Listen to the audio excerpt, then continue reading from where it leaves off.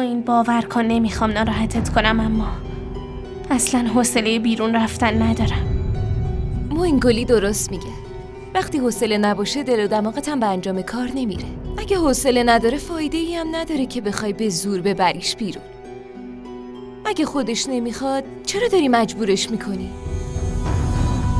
این واقعا متاسفم، حالم خوب نیست و میخوام استراحت کنم. لطفاً چایی تو بخور.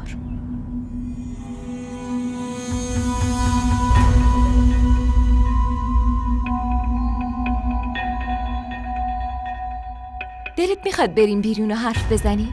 شاید گلی هم حالش بهتر بشه.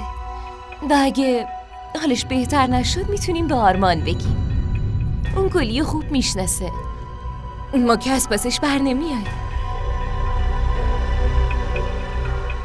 معین